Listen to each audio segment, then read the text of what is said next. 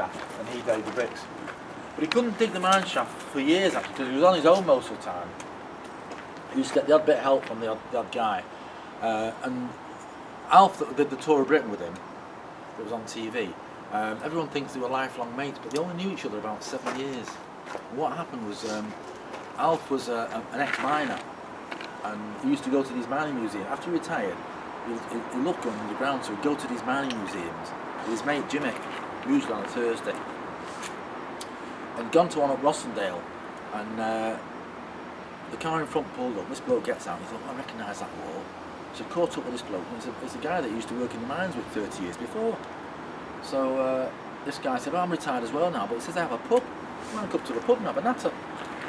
So Alf said, alright, yeah. So he goes up to this pub the next day, and they're having a natter there, and who walks in but Fred. He's one of Fred's haunts.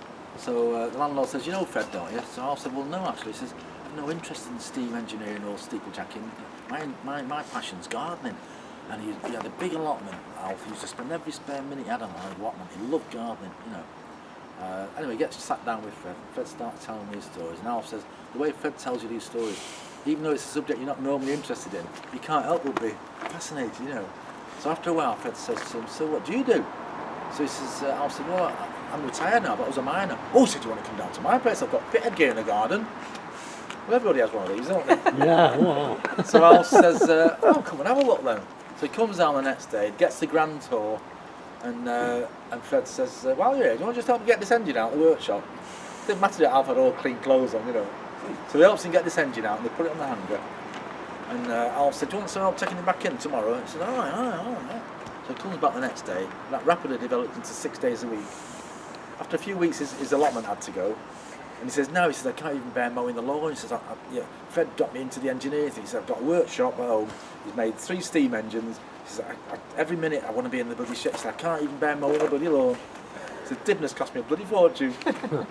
So anyway, Alf rings his mate up, Jimmy. He says, well, I'm not going down to the mining museum anymore, Alf. Jimmy, I'm going to Dibnah's. He's got headgear in the garden. Of course, Jimmy was an ex-miner, so he said, oh, come and have a look. So he gets roped in every Thursday. And every Saturday, they used to go out digging the famous British engineer Brindley's tunnels, and the council stopped them. So they were at a loose end. So Alf rang the team leader up and said, well, he says, you want to come down to Dibnah's? He's got headgear in the garden. Come and have a look at that. Oh, we come down. So 12 blokes come down. So they get roped in every Saturday. So all of a sudden he's got a team who can start digging the mine shaft. So that's what they did. And Fred had a visit from the council guys one day, and about something completely different. And he was his own worst enemy. He said to him, he dealt with him, and they were happy. He said, right, I'll show you around. Come on, I'll show you around. Brings them down there. There's a bloody big hole in the ground. He said, what's that? Oh, he said, I'm digging a mine shaft down 70 foot. I'm going to do a road out to the river. I'm going to, oh, whoa, hang on a minute. You need planning permission for that. Oh, don't do it. Oh, yeah. So they stopped him. So he got down to 20 foot, and that was it. Then he had this running battle with him, you know, and when he had to put the planning application in.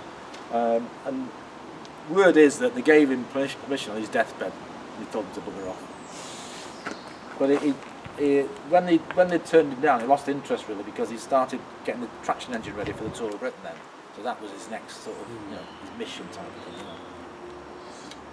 You know. But yeah, it's an interesting thing that this mechanism here, that's called bloody hell. Oh, what's the? Oh, God, it's gone. It'll come back to me in a minute. That's like the arms at my age.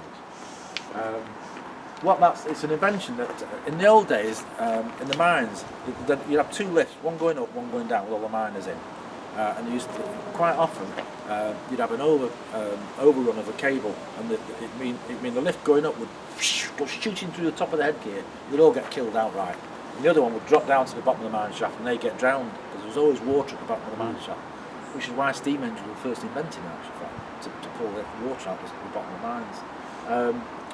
So this was invented, and what happens is those 2 wings on the side, there's a bell at the top, and if the cable is overshooting, that'll shoot up into the bell, and the bell will compress those 2 wings on the side and cut the cable, so the lift stops dead. The men will pee themselves, but they'll be alive. The poor buggers in the one going down, there's nothing you can do about them still. So you should just go down and they'll all get killed. But there isn't a mine that opens nowadays or that's working anywhere that hasn't got one of those now. You know, because it was very successful. Because initially the mine owners weren't bothered about the loss of lives; they were more bothered about the loss of production. So when this was invented, they said, "Oh right, we'll have them now because it'll keep production going." So yeah, detaching hook it's called. Right, we'll carry on round, folks. Oh, no, stop raining. Fred was definitely one here. He used to play in it. When his tea was ready, his wife would shout out, "Fred, your tea's ready." Well, he'd just ignore her and carry on bloody working. Never heard you. So 5 minutes later, "Fred, your tea's going cold." Never heard you. Bugger off. So she had this fitted to the kitchen. The tea's ready. You don't come in, it's in the dog. And the original bell was stolen when the place was empty. And we'd only just opened and we were telling this tale. And there was this couple on the tour and they were from Essex. And he said, "Oh, we've got one of them at home." So they drove up the next week from Essex and brought the bell up. Right, round here, folks. Has anyone seen that footage of him when he built that little bridge and sat on it too early? Yeah. Well, that's the original pattern from it, yeah. That's the door from the little shed that was smashed. That's all that's left of it. And under here, this is where he used to keep all his gear for chopping the chimneys out. It was all wet through and rotted when it came, so what I'm doing, I'm creating a mock coal face. So we'll have the noises of the coal face going on with models of kids in there. We used to have kids from age 5 holding the doors open for wagons, you know. Was this already in? Yeah, props. Yeah. I put the props at the back, but all this was already in, yeah. Excuse me a sec, folks. I'll just take this. This will be Fred now. No. Hello? Oh, man. It is indeed. How can I help?